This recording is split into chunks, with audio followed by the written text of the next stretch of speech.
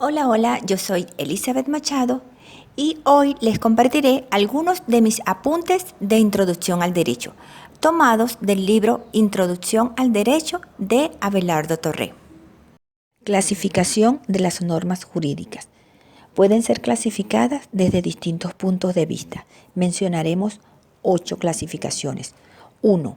Por el ámbito personal de validez. Se dividen en normas generales o abstractas y normas individuales o concretas. 2. Por su jerarquía.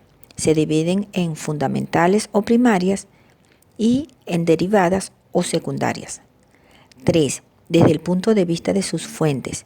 Se dividen en legisladas, consuetudinarias y jurisprudenciales. 4. Según el sistema estatal al cual pertenecen. Pueden ser nacionales o internacionales. Por el ámbito espacial de validez. Pueden ser generales o locales. 6. Por el ámbito temporal de validez. Pueden ser de vigencia indeterminada o de vigencia determinada. 7. Por el ámbito material de validez. Pueden ser de derecho público o derecho privado. 8. Por la naturaleza de su contenido. Pueden ser normas sustantivas o de fondo y normas adjetivas o de forma. Ahora vamos a explicar cada una de ellas. 1. Por el ámbito personal de validez. Dijimos que pueden ser normas generales o abstractas. Estas son las que abarcan un número indefinido de personas.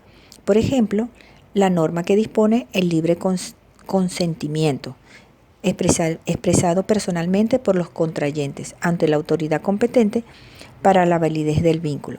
Las normas generales o abstractas son para todos.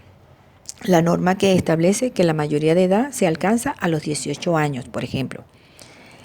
B. Las normas individuales o concretas son aquellas que se refieren a uno o varios sujetos individualmente determinados. Ahora vamos con el número 2. Por su jerarquía.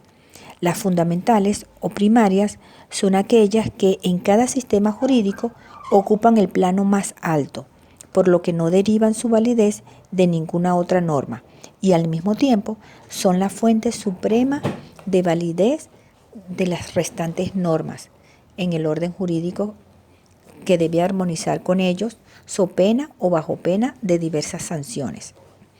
Y las derivadas o secundarias son todas las restantes normas del sistema jurídico y se encuentran subordinadas a las primeras, de las que deriva su validez. Por ejemplo, el Código Civil o el Código Penal. 3. Desde el punto de vista de sus fuentes. Las legisladas. Empleada esta expresión en su contenido amplio, es decir, designando toda norma jurídica instituido, deliberado y consistentemente por órganos que tengan potestad legislativa. Quedan incluidas no solo las leyes stricto sensu, sino también todos los decretos del Poder Ejecutivo, resoluciones ministeriales, etc. Las consuetudinarias, que tienen que ver con la costumbre, son las normas surgidas de la repetición más o menos constante de actos uniformes que llegan a ser obligatorias. Las jurisprudenciales son las normas emanadas de los tribunales de justicia, es decir, el conjunto de sentencias dictadas por los jueces. 4. Según el sistema estatal al que pertenecen. Dijimos que pueden ser nacionales o internacionales. Las nacionales son las que pertenecen a cada estado soberano. Las internacionales, con relación al derecho de cada estado soberano, el derecho de los demás estados es englobado bajo la denominación de derecho extranjero. Ahora vamos con el 5, por el ámbito espacial de su validez. Dijimos que pueden ser generales o locales.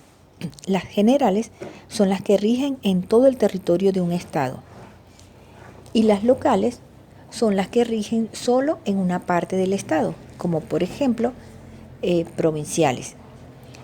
Ahora el 6, por el ámbito temporal de validez. Dijimos que pueden ser de vigencia indeterminada o de vigencia determinada. Las de vigencia indeterminada son las normas que no tienen establecido un lapso prefijado de duración.